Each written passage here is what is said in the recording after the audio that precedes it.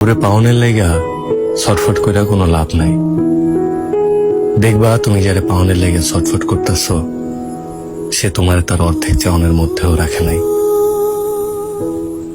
দুনিয়ার কাউরে এত মরিয়া হয়ে চাইতে নাই, যাতে করে সে তোমার সস্তা ভাইবা ডাস্টবিনে ফেলা দেয়। মানুষটা যত কম চাইবা, মানুষের কাছে নিজেকে যত কম প্রকাশ করবা, দেখবা তুমি তত বেশি ভালো আছো। একবার যদি নিজের ভাইঙ্গা চুইরা প্রকাশ করে ফেলো, অপর মানুষটা যদি একবার যাই না যায় তুমি তারে কতটা চাও, যদি যাই না যায় তার প্রতি তুমি কতখানি দুর্বল, তাই দেখবা তুমি আর ভালো নাই, ভালো থাকবারও পারবা না।